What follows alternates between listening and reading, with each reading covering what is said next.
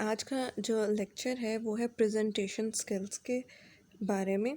इसके अंदर हम इसके डिफरेंट पोर्शन डिस्कस करेंगे कि वर्बल पार्ट कौन सा है प्रेजेंटेशन का, नॉन वर्बल पार्ट कौन सा है, स्टेप्स कौन कौन से होने चाहिए और किस तरह से प्रेजेंटेशन देनी है पावर पॉइंट पे और उसके डिफरेंट रूल्स क्या होंगे।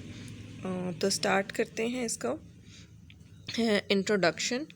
Well developed presentation skills enable you to communicate clearly, precisely, and effectively in a variety of modes and or register or and setting. It should be pointed out that they are rated as one of the most important soft skills. The ability to communicating with the audience and giving presentation should be seen as mandatory prerequisite for both an effective learning process and the successful working life.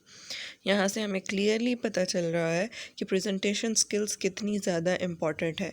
Soft skills का मतलब ये है कि जो हम present कर रहे हैं और जो हम रिटन काम कर रहे होंगे वो हार्ड स्किल्स में होगा, क्योंकि हम उसको प्रोवाइड कर रहे होंगे रिटन मटेरियल के अंदर। तो यहाँ पे बहुत ज़रूरी है कि आप जब किसी जगह पढ़ रहे हो या आप कहीं पे काम कर रहे हो तो दोनों के लिए बहुत ज़्यादा ज़रूरी है कि आपको अपना काम प्रेजेंट करना आना चाहिए। टाइप्स ऑफ प्रेजेंटेशंस, सबसे पहले हम देखते हैं किस किस टाइप की प्रेजेंटेशन होती हैं। फर्स्ट है information giving. This is mandatory descriptive giving or summarizing information. You may be asked to do this as a part of a mini teaching session, sharing the theoretical or factual information. तो इसके अंदर क्या होगा कि आपने किसी चीज़ को describe करना है, किसी की समरी बतानी है, और ये आप लोगों की स्टडीज़ का पार्ट हो सकता है कि जहाँ पे आपने कोई थ्योरी पढ़ी है या आपको कुछ फैक्ट्स पता है तो वो आपने प्रेजेंट करनी है, तो आपने जो पढ़ा है वो इन्फॉर्मेशन दूसरे तक ट्रांसफ़र हो सके। Here the point is to see what you have understood and how you have extracted the main effects from your learning, and to relay these to the group, you will need to make decisions about the information to include. तो यहाँ पे आपको जो जो चीज़ें समझ आई हैं उसमें से मेन पॉइंट्स आप बनाएंगे और वो आप अपनी प्रेजेंटेशन में इंक्लूड करेंगे और आप डिसाइड करेंगे कौन सी वाली इंफॉर्मेशन ज़्यादा इंपॉर्टेंट है और उसको इंक्लूड करना चाहिए। Discursive. Here you will need to debate the strength and limitation of an approach or develop an argument exploring and weighting up different perspective, challenging your audience to accept a different point of view. For this you will need to decide your angle and you are for or against it. Weight pro or cons, put your audience in, challenge and confidently debate. इसके अंदर क्या है, discussion होगी। आपने जो topic present करना है उसके बारे में आर्ग्यूमेंट्स आप तैयार करेंगे, उसको एक्सप्लोर करेंगे, उसको उसके ऑडियंस के सामने जब आप प्रेजेंट करेंगे तो उनको चैलेंज करेंगे कि वो थोड़ा डिफरेंटली सोचें। आप इस तरह के आर्ग्यूमेंट्स अरेंज करके लाएंगे जिससे ऑडियंस उस सिचुएशन में आएगी कि वहाँ पे डिफरेंट पॉइंट ऑफ व्यू को कंसीडर करेगी और आपने देखना है उसके फॉर और अगेंस्ट जो भी पॉइंट्स हैं उसकी फेवर में अगेंस्ट में सबको कलेक्ट करना है और आपने बहुत कॉन्फिडेंटली और चैलेंज के साथ ये वाली प्रेजेंटेशन लोगों के सामने प्रेजेंट करनी है। Demonstrative. This type of presentation tends to be used in the context of training. For example, when a demonstrating your ability to illustrate your understanding of a technique or teaching a particular skill to other. अब क्या होगा, इस type की presentation के अंदर आपने लोगों को ट्रेनिंग देनी है और आपकी एबिलिटीज़ को प्रेजेंट करना है और जो चीज़ आपको आती है वो दूसरों को आपने सिखानी है। Persuasive. The goal of persuasive presentation is to influence a change in the belief, attitude, or behavior of another person when the person has some degree of free choice.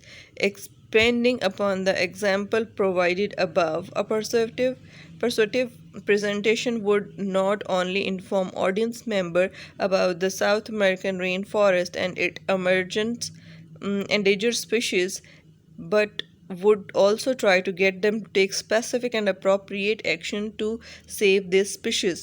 अब इस वाली प्रेजेंटेशन के अंदर आपने लोगों को एक तो इंफॉर्मेशन देनी है और साथ में उनको किसी ना किसी एक्शन लेने पे मोटिवेट करना है. Then come instructional. Your purpose in an instructional presentation is to give specific direction or orders. Your presentation will probably be a bit longer because it has to cover your topic thoroughly. In an instructional presenter, your listeners would come away with new knowledge or a new skill. अब यहाँ पे जो instructional presentation होगी उसके अंदर आप उन लोगों को डायरेक्शंस दोगे, ऑर्डर्स दोगे, उनको एक ख़ास तरीका समझाओगे, इंस्ट्रक्शंस दोगे. ये लंबी भी हो सकती है बिकॉज आप डिटेल में मेथड समझा रहे हो तो आपको बहुत ज़्यादा पॉइंट्स कवर करने पड़ सकते हैं. लेकिन डिटेल में जाने के साथ साथ आपका पॉइंट ऑफ व्यू और आपका मेथड जो है, प्रोसीजर है, जिस भी इंफॉर्मेशन आप उनको कन्वे करें वो कंप्लीट होना चाहिए. और लिसनर्स जो उनसे हैं उसके बाद उनके पास एक नई नॉलेज या स्किल होना चाहिए जो वो अपनी लाइफ में इस्तेमाल कर सकें. Arousing. Your purpose in an arousing presentation is to make people think that about a certain problem or situation. You want to arouse the audience emotion and intellect so that they will be receptive to your point of view. Use vivid language in an arousing presentation.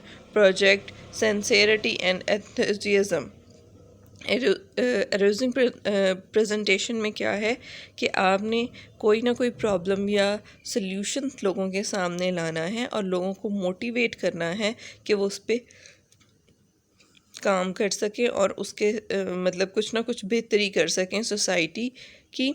इस वाली presentation के अंदर आपकी language बहुत ज़्यादा clear होनी चाहिए ताकि लोगों का फोकस सिर्फ़ और सिर्फ इशू पे हो. आपकी लैंग्वेज कॉम्प्लेक्सिटी के अंदर वो उलझ ना जाएं. क्लियर बात से उनको सब बातों की समझ आ जाए.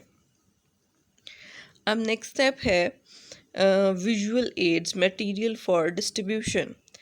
जब आप कोई भी प्रेजेंटेशन प्रेजेंट करने लगोगे तो आपको कुछ ना कुछ विजुअल एड्स की हेल्प चाहिए होगी, स्लाइड्स बनानी होगी और चीज़ें प्रेजेंट करनी होंगी. तो वो अब हम डिस्कस करेंगे कि विजुअल एड्स और मटेरियल जो आपने लोगों को डिस्ट्रीब्यूट करना है वो कौन कौन सा होगा और उसके क्या प्रोसीजर होगा. Visual aids material for distribution. If you use more pictures and diagrams than text, you will possibly help the audience to understand better what you are saying. This is because the 3 days an audience will have retained 7% of what they read, bullet points or other notes on the screen, but 55% of what they saw, pictorial charts, picture diagrams. You should be aware that the visual aids are complementary to the presentation and you should not focus too narrowly on visual aids because you will lose the key points of presentation. तो यहाँ से हमें पता चल रहा है कि अगर आपके प्रेजेंटेशन के अंदर पिक्चर्स होंगी लाइक पाई चार्ट्स और डायग्राम्स, उससे लोगों को ज़्यादा समझ भी आएगी और ज़्यादा याद रहेंगे. लेकिन की पॉइंट्स को आपने मिस नहीं करना, वो आपने अपने प्रेजेंटेशन में इंक्लूड करनी है. Visual aids can. अब विजुअल एड्स को ऐड करने के क्या क्या फ़ायदे हैं वो हम देखते हैं one by one. Helping audience understand the presentation itself. For example, writing up the agenda of the talk on the board or as a handout will help an audience follow the structure of presentation itself. अगर आपने लोगों को present कर रहे हो और उनको board पे या उस पे उस पर नज़र आ रहा है स्क्रीन के ऊपर स्लाइड शो की, पावर पॉइंट की स्लाइड्स पे कि आप क्या प्रेजेंट कर रहे हो, तो लोगों को बहुत ज़्यादा क्लियर होगा और वो वहाँ पे रीड करके रेडी बैठे होंगे आपका पॉइंट ऑफ व्यू सुनने के लिए.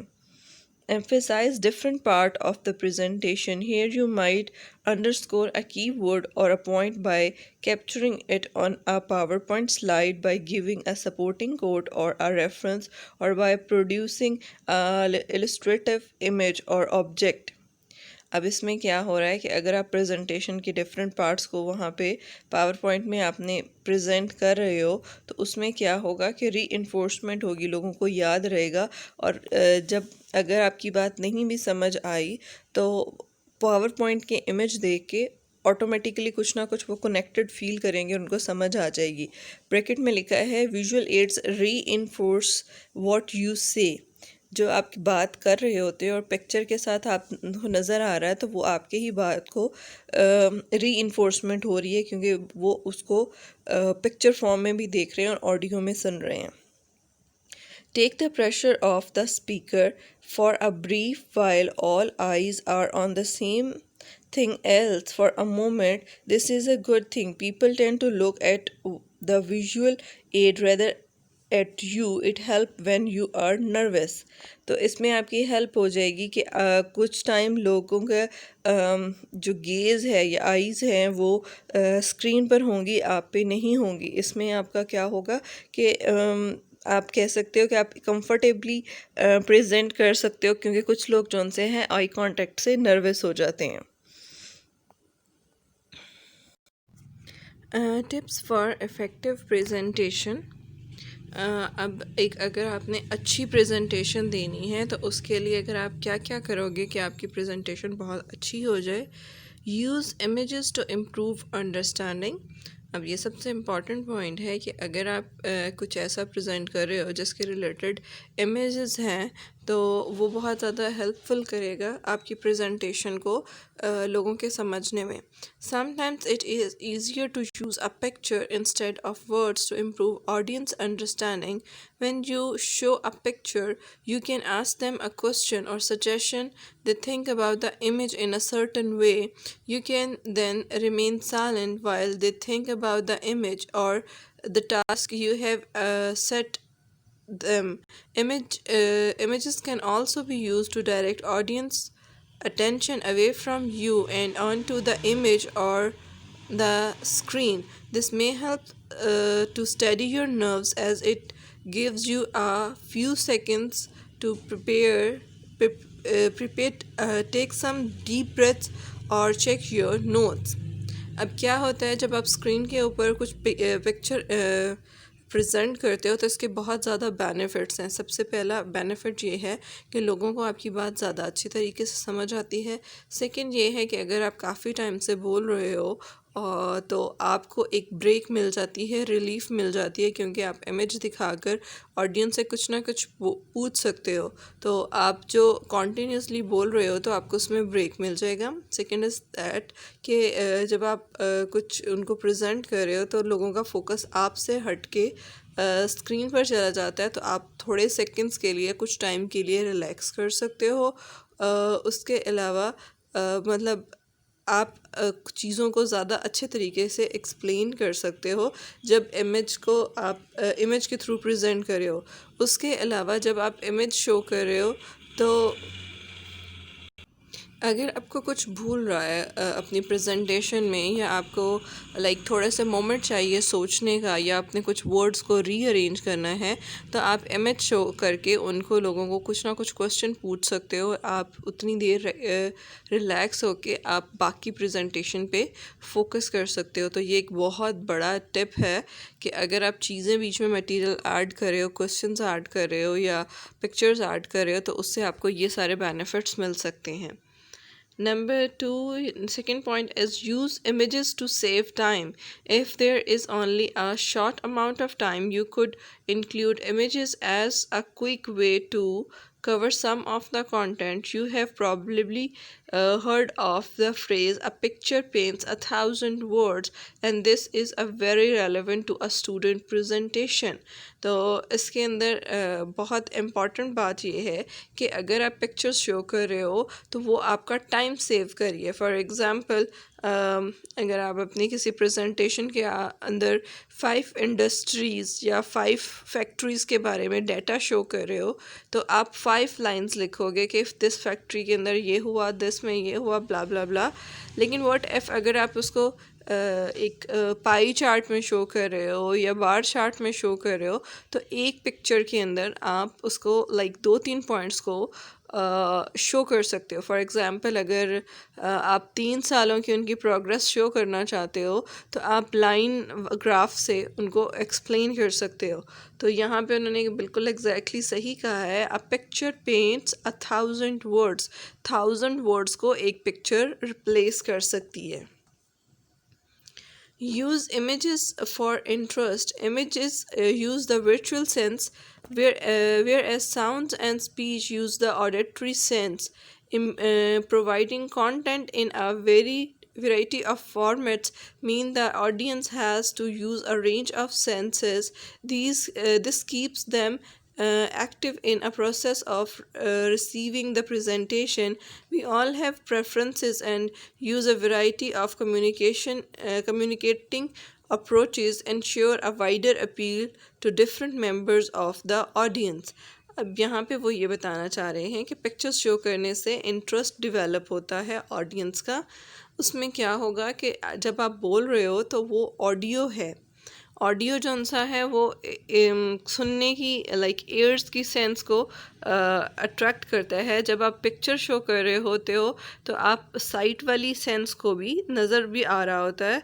तो दो सेंसेस जब इकट्ठी एक ही चीज़ पे फोकस कर रही होती हैं तो ऑटोमेटिकली अंडरस्टैंडिंग ज़्यादा हो जाती है। इससे क्या होता है कि आप लोगों की प्रेजेंटेशन जो है वो लोगों को ज़्यादा अच्छे तरीके से समझ आती है, लोग उसके अंदर एक्टिवली पार्टिसिपेट करते हैं। Then comes use image of for impact. Images are more relevant to some topics than others, but even if only a few can be included, they can be useful to create pauses and breaks in the delivery, generate discussion themes, or make a lasting impression. Pictures का बहुत ज़्यादा impact होता है, असर होता है, वो बात तक रहता है। तो जहाँ पे आपने अगर आपने कुछ पिक्चर्स ऐड की हैं और उसके अंदर आप पिक्चर पर ब्रेक ले रहे हो, उस पर डिस्कशन कर रहे हो, तो ऑटोमेटिकली वो जो आपने प्रेजेंटेशन में प्रेजेंट किया है तो वो आपका बहुत लंबा अरसा तक लोगों के माइंड में वो पिक्चर रहेगी और डिस्कशन भी। तो आपका प्रेजेंटेशन का जो पर्पस है वो तो अचीव हो रहा है ना, कि जब आप उसको इतने प्रेजेंट कर रहे हो और लोगों को वो समझ भी आ रही है और याद भी रह रही है। Then comes tips for PowerPoint presentation. अगर आपने प्रेजेंट करते हुए पावर पॉइंट का टूल यूज़ करना है तो उसके लिए कौन कौन सा टिप है। Number 1, avoid clutter slide at all cost. Clutter means mix होने वाली या मतलब गंदी गंदी मतलब डिफरेंट फॉन्ट्स हैं, क्लियर बीच में टाइपिंग नहीं हुई तो वो वाले जो है वो हर हाल में अवॉइड करनी चाहिए। To select a clear font such as L, और ये 2 फॉन्ट्स बताए हुए हैं कि इस टाइप के जो बिल्कुल क्लियर फॉन्ट्स हैं वो यूज़ करने चाहिए। Use bold rather than underline और अवॉइड इटैलिक्स। जब आप प्रेजेंटेशन के लिए टाइप कर रहे हैं तो उसमें आप चीज़ों को बोल्ड में लिखें अगर आप कुछ शो करना चाहते हो, और आपने क्या करना है अंडरलाइन और इटैलिक्स के अंदर जो है उसको अवॉइड करना है, क्योंकि ये फॉर्मल में इतना नहीं आता। तो आपने कोशिश करनी है कि आपको अंडरलाइन या इटैलिक्स वाला चीज़ें यूज़ ना करनी पड़े। मोस्टली आपकी प्रेजेंटेशन बोल्ड के अंदर ही होनी चाहिए। Number 4, a dark background deep blue और black and a light colour text white और yellow for the contrast will make your word stand out. Use of the color then acts from the main content of the slides, or that makes reading the text difficult. अब क्या है कि अगर आपका background black है या deep blue है तो आपने लाइट कलर का टेक्स्ट बीच में लिखना है, वाइट या येलो कलर में, तभी आपका लिखा हुआ मटेरियल नज़र आएगा। फॉर एग्जांपल पावर पॉइंट में प्रेजेंट कर रहे हैं तो हॉल रूम को डार्क करने की कोशिश की है ताकि सबका फोकस प्रेजेंटेशन स्लाइड्स के ऊपर रहे। तो डार्क बैकग्राउंड के अंदर लाइट में लिखा हुआ आपकी प्रेजेंटेशन सबको क्लियरली नज़र आएगी। 5th पॉइंट है use a font size of 20 और over. Use a 36 points for titles and a 24 points for the text body. ये एक उन्होंने स्टैंडर्ड बता दिया है प्रोसीजर पावर पॉइंट के अंदर कि आपने फॉन्ट साइज़ 20 से बड़ा ही रखें, 36 टाइटल्स के लिए और 26 साइज जो है टेक्स्ट बॉडी के लिए रखें। 6 पॉइंट है स्पेलिंग और अ ग्रामर मिस्टेक। अब आपने जो प्रेजेंटेशन करनी है तो उसकी आपने स्पेलिंग्स भी देख लेने हैं और उसमें कोई ग्रामेटिकल मिस्टेक ना हो, क्योंकि वो बहुत ज़्यादा एम्बैरसिंग होती है। 7. Use pictures and icons and be aware of special effects, spinning words or sound effects. आप पिक्चर्स और आइकन्स यूज़ कर सकते हो अपनी प्रेजेंटेशन में, लेकिन स्पेशल इफ़ेक्ट्स बहुत अजीब लगेंगे। स्पिनिंग वर्ड्स और जो साउंड इफ़ेक्ट्स हैं वो आप अपनी प्रेजेंटेशन के अंदर ऐड ना करें। 8.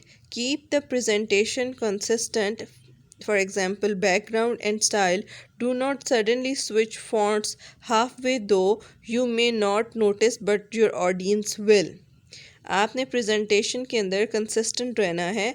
अगर आपने पहली स्लाइड के अंदर बैकग्राउंड ब्लैक रखा है तो नेक्स्ट स्लाइड के अंदर आपने लाइट येलो नहीं रखना, उससे नेक्स्ट वाली के अंदर ब्लू नहीं रखना। अगर सेम कलर्स भी आपने वही रखने हैं, फॉन्ट्स भी वही रखने, तो वो ये कह रहे हैं कि आप में भी नोटिस करो या ना करो, लेकिन आपकी ऑडियंस नोटिस कर रही होगी कि आप जो उनसे हैं टेक्स्ट के अंदर चेंज आ रहा है। 9. Less than 30 words per slide, 5 to 6 words for heading, a maximum of 5 bullet points per slide. अब ये है एक स्टैंडर्ड उन्होंने दे दिया है कि आपने एक स्लाइड के ऊपर 30 वर्ड्स से कम रखने हैं। 5 to 6 जो उनसे हैं वो मैक्सिमम हेडिंग के लिए होने चाहिए।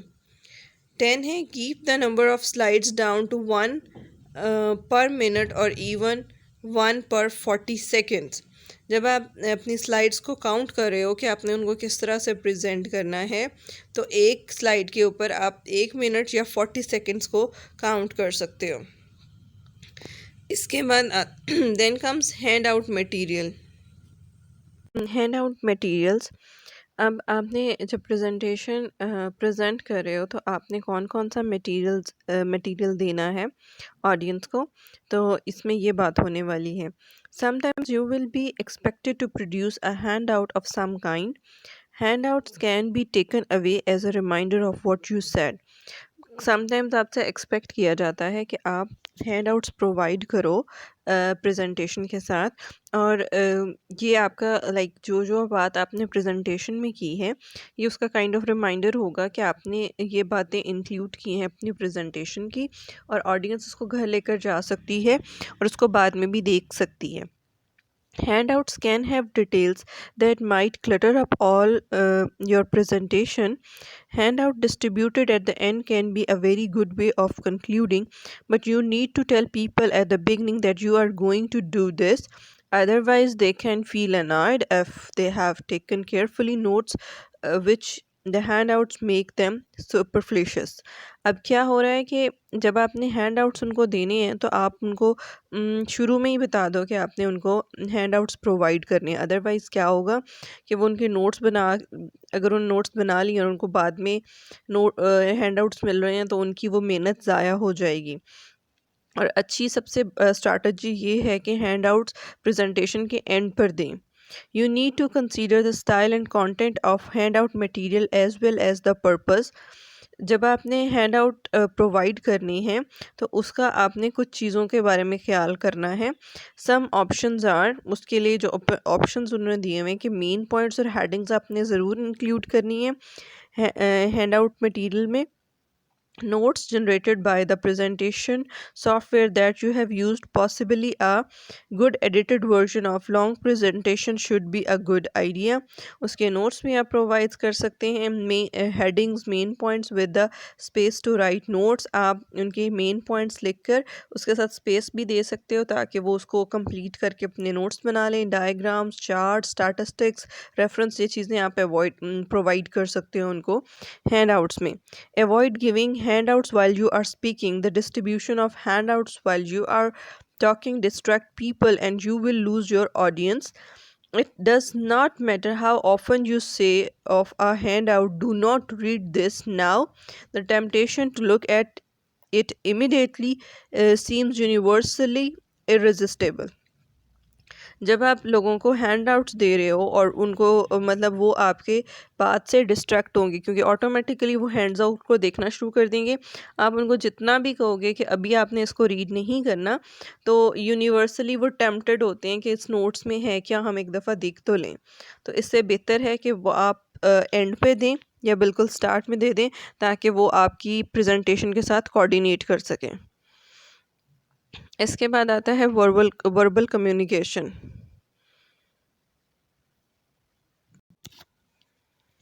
वर्बल और नॉन वर्बल का डिफरेंस सबसे पहले देख लेते हैं। वर्बल का मतलब ये है कि जो हम ज़बान से कह रहे हैं, और नॉन वर्बल का मतलब ये है कि जो हम जो हम कह नहीं रहे लेकिन हम चीज़ें शो कर रहे हैं। फॉर एग्ज़ाम्पल आईज से या बॉडी मूवमेंट से या हैंड जेस्चर से या फेस एक्सप्रेशन, ये सब क्या है, नॉन वर्बल में आ जाता है।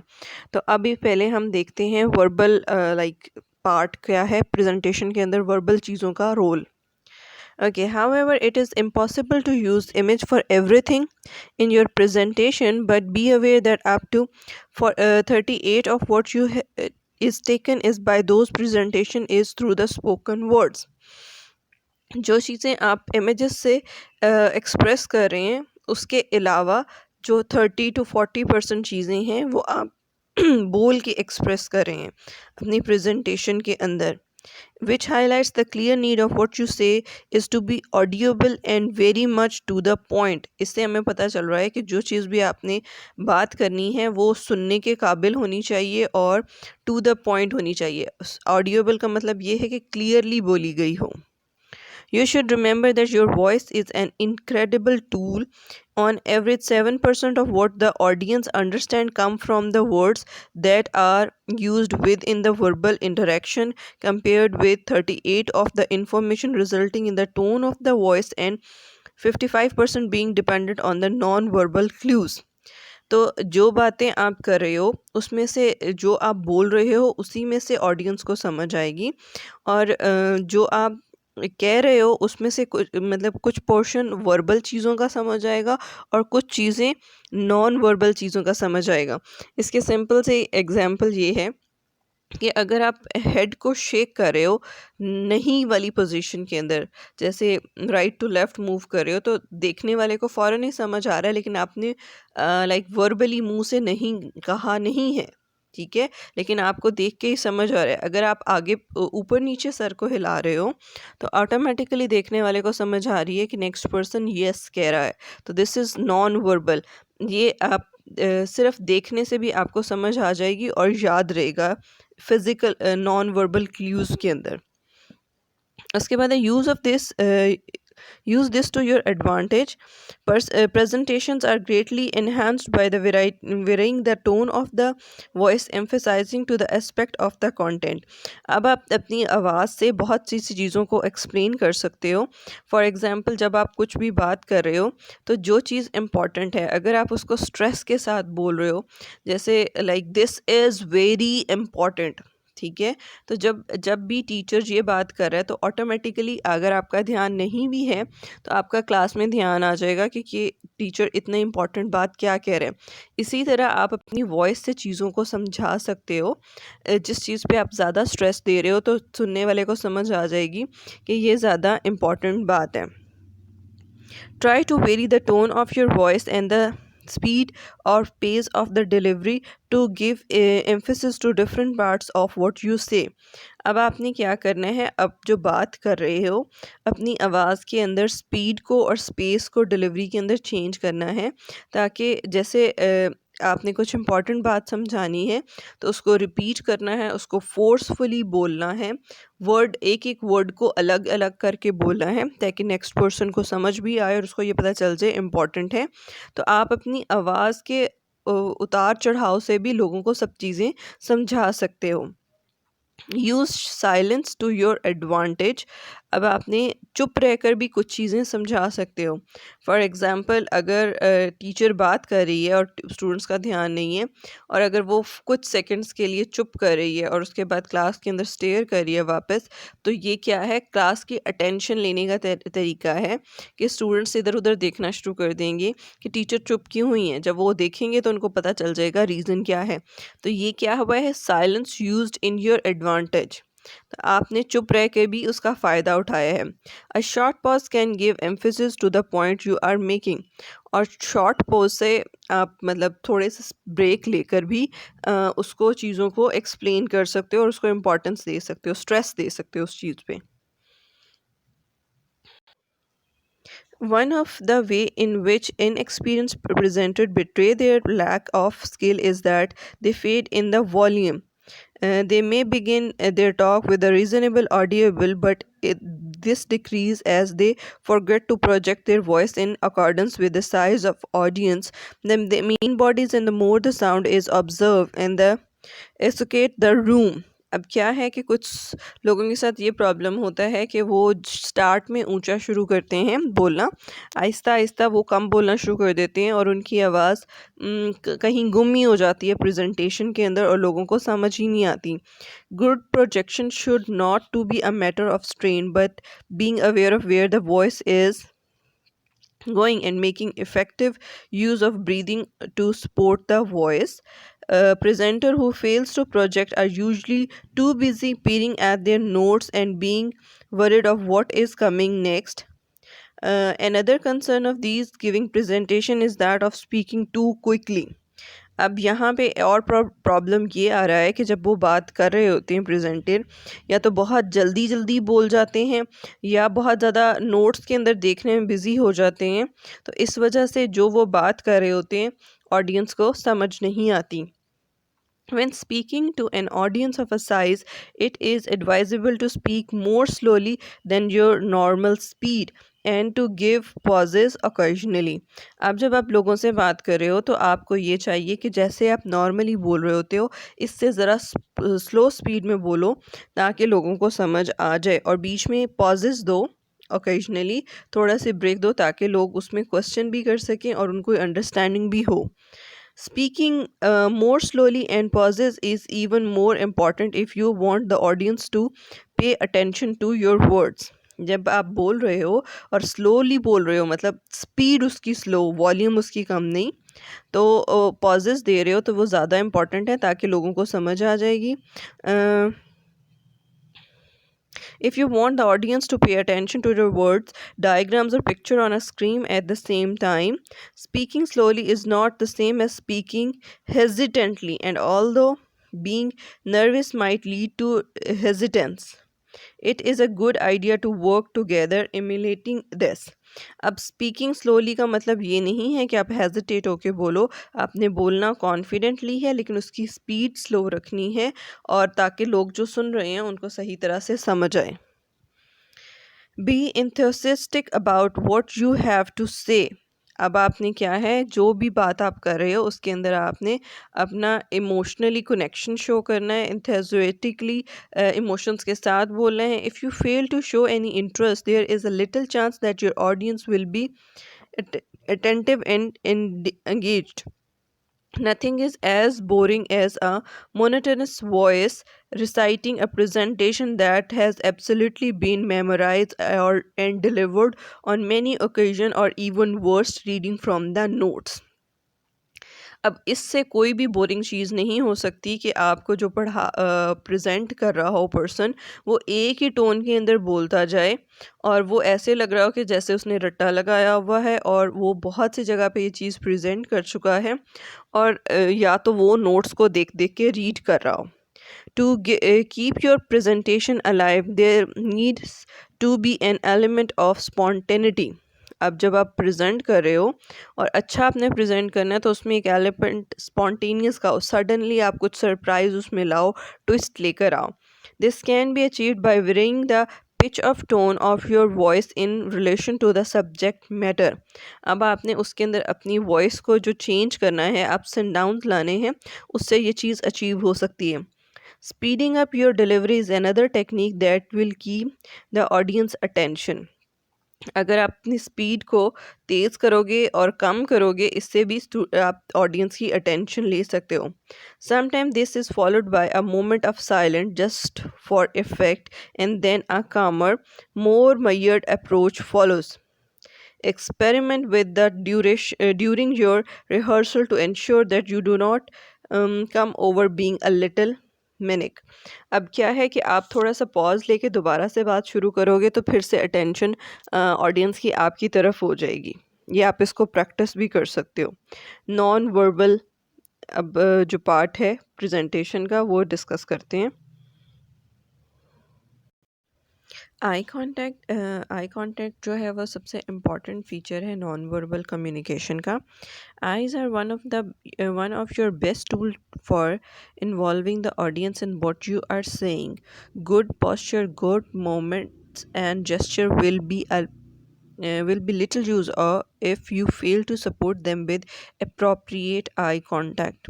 आई कांटेक्ट जो है वो सबसे इम्पॉर्टेंट है और लाइक ये सबसे ज़्यादा आपको ऑडियंस से कनेक्ट भी करता है. अगर आपका गुड पोस्चर है, मोमेंट्स आप सही ले रहे हैं, जेस्चर सही हैं और आपका आई कांटेक्ट सही नहीं है तो आपकी प्रेजेंटेशन इतनी अच्छी नहीं होगी. जो ऑडियंस है वो आपसे कनेक्टेड फील नहीं करेगी. Great presenters understand that eye contact is crucial to build trust, credibility, and rapport. Far too many have a habit of looking at everything but the audience. If you are an inexperienced presenter, you might find it difficult to look at any member of the audience in the eye. अब क्या है कि अगर आप बहुत अच्छे presenter हो तो आपको ये अच्छी तरह से इस चीज़ की अंडरस्टैंडिंग होगी कि जब आप आई कांटेक्ट से ट्रस्ट बिल्ड कर सकते हो और आपकी रेपो बन सकती है बहुत अच्छी. आप जब कुछ लोग जो उनसे हैं वो ऑडियंस के अलावा हर चीज़ देखते हैं प्रेजेंटेशन में, तो ये कोई अच्छी हैबिट नहीं है. आप लोगों को ऑडियंस की तरफ देखने की कोशिश करनी चाहिए. लेकिन अगर आप इनएक्सपीरियंस प्रेजेंटर हो तो आपके लिए ये बहुत मुश्किल है. तो इसके लिए उन्होंने एक टेक्निक बताई है. A useful technique is to try to focus between and slightly above the eye. The audience will feel that they are being looked at and involved unless you are extremely close. तो इसका trick ये है कि आप audience को eye contact करने के बजाय आई से स्लाइटली ऊपर देखें ताकि उनको ये फीलिंग आए कि दे आर लाइक उनको देखा जा रहा है, उनको अंडरस्टैंड किया जा रहा है और उनसे लाइक कनेक्शन बिल्ड है. लेकिन ये ट्रिक भी तब फेल हो जाएगा अगर आप उनसे बहुत ज़्यादा क्लोज खड़े हो. The size of the audience will determine the appropriate level of eye contact, but there are two important guidelines to follow regardless of audience size. अब दो important guidelines उन्होंने दी हैं. Never hold one eye a person's gaze for more than a 5 seconds maximum. आपने किसी भी person की eye contact में नहीं रहना 5 सेकंड से ज़्यादा. Never appear to be watching tennis, swinging your eyes and heads from one side of the audience to other. आपने बहुत जल्दी जल्दी भी आई बॉल्स को रोटेट नहीं करना. Body language. You will also need to think how to communicate using body language. Body language can be distract people from what you are saying or even irritate. People can bite their nails, twinkle their things, sniff, or so on. If you have distracting habits, अब इसमें क्या है कि body language से बहुत ज़्यादा चीज़ें communicate हो सकती हैं. कुछ लोगों की बॉडी लैंग्वेज दूसरों को इरिटेट कर सकती है. फॉर एग्ज़ाम्पल कुछ लोग अगर नेल बाइट कर रहे हो तो दूसरों से टॉलरेट बिल्कुल भी नहीं होता. If you have that distracting habits, find a way to control them. अगर आपके अंदर ऐसी कोई हैबिट है तो आप इसको कंट्रोल करें एटलीस्ट प्रेजेंटेशन वाले टाइम में. Hold your hands behind your back. Hold a sheet of paper so that you can't fiddle. Body language can encourage people to listen to what you are saying. अगर आपको हाथ बहुत ज़्यादा हिलाने की आदत है तो आप हाथ को पीछे बांध के रखें या उसके अंदर पेपर पकड़ लें ताकि आप उसको वो वाली मोमेंट बार बार ना दे सकें. बॉडी लैंग्वेज से आप बहुत ज़्यादा चीज़ें कह सकते हो और लोग उस चीज़ को अंडरस्टैंड करते हैं. This thing can be engage other people smiling. It is appropriate to smile but not like a क्रिश कैट। आप स्माइल कर सकते हो लेकिन आपने बहुत ज़्यादा बड़ी बड़ी स्माइल्स भी नहीं देनी।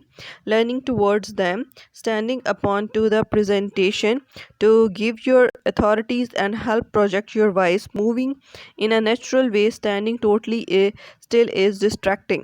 अब आपने कुछ चीज़ों का ख्याल रखना है, स्माइल बहुत ज़्यादा नहीं करना, स्वीट स्माइल देनी है, बहुत लाइट सी। आप प्रेजेंटेशन में खड़े नहीं हो सकते हो और ना ही बहुत ज़्यादा चल सकते हो, तो आपने अपनी बॉडी मूवमेंट कंट्रोल करके रहना है प्रेजेंटेशन के दरमियान में। Hand gestures and facial expressions can be used to your advantage to emphasize particular points. अब जो आपके हैंड जेस्चर्स हैं और फेशियल एक्सप्रेशंस हैं वो आपके ना एडवांटेज में यूज़ हो सकते हैं कुछ पर्टिकुलर पॉइंट्स में। फॉर एग्जांपल आप कुछ पूछना चाहते हैं ऑडियंस से एंड दे लाइक आप फेस बनाते हैं आई डोंट नो, आप जानते हो या नहीं जानते हो, तो इस एक्सप्रेशन में आपके लिए हेल्पफुल है कि आप वर्ड्स नहीं बोल रहे हो लेकिन ऑडियंस को लाइक फोर्स कर रहे हो कि वो आपकी बॉडी मूवमेंट पे फोकस करें ताकि आप वो अंडरस्टैंड कर सकें आपकी presentation. However, treat these with the caution because inappropriate gesture can also interfere with your presentation and distract from what you are saying. आपको gestures को अपने अप्रोप्रिएट रखना है, डिसेंट रखना है। आप कुछ ज़्यादा एक्स्ट्रा नहीं कर सकते हो और आपने लाइक डिफरेंट जो जगह होती हैं वहाँ पर डिफरेंट जेस्चर्स का डिफरेंट मीनिंग हो सकता है, तो आपने उस अकॉर्डेंस को भी जहन में रखना है कि जो आप अपनी बॉडी लैंग्वेज से शो करना चाह रहे हैं वही कन्वे हो, कुछ और कन्वे ना हो। The way that you stand will have a huge impact on the way that you are breathe. The way that you breathe will have a huge impact on how you sound. Think about whether you will be sitting or standing during the presentation and which will be the most appropriate for the event. ठीक है, अब इस चीज़ से बहुत ज़्यादा फ़र्क पड़ता है कि आप सांस कैसे ले रहे हो। और अगर जब आप सांस बहुत ज़्यादा तेज़ हो, लाइक जैसे आप भाग कर आए हो और कुछ बोलना चाह रहे हो तो आप प्रॉपरली बोल नहीं सकते हो, तो आपकी बात पे उस चीज़ का इफ़ेक्ट होगा। अगर आप काम हो, पीसफुल हो, तो आप बोलोगे भी उसी तरह और आपकी सांस भी उसी तरह होगी। और जिस तरह आपकी सांस ले रहे हो उसी तरह आपकी आवाज़ बनेगी। अगर आपको सांस चढ़ा हुआ है तो उसी तरह अगर आपको सांस चढ़ा हुआ है तो आपकी आवाज़ के अंदर भी उसी किस्म की डिस्टर्बेंस होगी। अगर डिस्टर्बेंस होगी तो आपके उस चीज़ को इफ़ेक्ट करेगा कि आप खड़े होके प्रेजेंट कर रहे हो या बैठ के कर रहे हो। अगर आप मतलब पीसफुल नहीं हो और आप मतलब भाग कर आए हो या लाइक आपकी तेज़ सांस ले रहे हो तो बैठ के प्रेजेंट करना ज़्यादा बेहतर है। और अगर आप पीसफुल हो तो आप खड़े होके एनर्जी को शो कर सकते हो। तो ये भी आपने ज़हन में रखना है कि आपने बैठ के प्रेजेंटेशन देनी है या खड़े होके देनी है। Avoid standing frozen like a statue. Try not to pace about like a caged animal but aim to move naturally and appropriately. अब आपने बिल्कुल स्टैचू की तरह वहाँ पे नहीं खड़े हो जाना प्रेजेंटेशन में, ना ही बहुत ज़्यादा आपकी एक्स्ट्रा मोमेंट्स होनी चाहिए, बिल्कुल नेचुरल और अप्रोप्रिएट होनी चाहिए, जस्ट के ऑडियंस की अटेंशन आपकी तरफ रहे। जेस्चर्स का मतलब ये है कि अंदाज़ किस तरह के हैं आपके हाथ के, लाइक शोल्डर्स के, body movement. Using your hand can help in the same way the whole body movement can to relax, simulate and illustrate. If you find it hard to use your hand naturally, then best policy is to hold them by your side. अब क्या है कि आपके हाथों से भी लोग understand कर सकते हैं जिस तरह आपकी बॉडी मूवमेंट से समझते हैं, इसलिए आपने रिलैक्स रहना है। और आपने क्या करना है, ट्राई नॉट टू, ये काम नहीं करने। Claps hands behind the back, this look much too formal. आपने बातों को पीछे नहीं बांधना, ये बहुत ज़्यादा फॉर्मल लगता है। होल्ड देम इन फ्रंट, आगे भी हाथ बांध के खड़े नहीं होना। This is usually interpreted as very defensive posture. ठीक है, keep them stuck in your pocket throughout the presentation. अब आपने पूरी प्रेजेंटेशन में अपने हाथों को पॉकेट में भी नहीं रखना। This can look either casual और नर्वस। ठीक है, इससे दो चीज़ें लोगों को समझ आएंगी कि आप बहुत ज़्यादा कैजुअल हो या नर्वस हो, कि आपके हाथ की मूवमेंट लोगों को नज़र ना आए, इसलिए आपने हाथ पॉकेट में रखे हुए हैं। Stretch, poke, or stroke yourself. As you have probably observed, this is a quite common nervous reaction among stressed presenters. तो आपने पोक नहीं करना, क्या कहते हैं, हाथों को स्ट्रेच करके खोलना बंद नहीं करना, बिकॉज ये जो सबसे ज़्यादा स्ट्रेस्ड और नर्वस प्रेजेंटर्स हैं उनकी निशानी है. Vying your hands together, this can look dishonest and slightly peculiar. आपने हाथों को बांध के नहीं रखना, ये भी बहुत अजीब लगता है. Fiddle with keys, pens, pencil, coins, lucky charms, worry beads etc, you will just look nervous. अब आपने कीज़ हाथ में उनके साथ नहीं खेलना, पेन्स, पेंसिल, कॉइन्स, इन सब चीज़ों के साथ नहीं खेलना. ये आपको सब लोगों को ये पता चल जाएगा कि आप बहुत ज़्यादा नर्वस हो.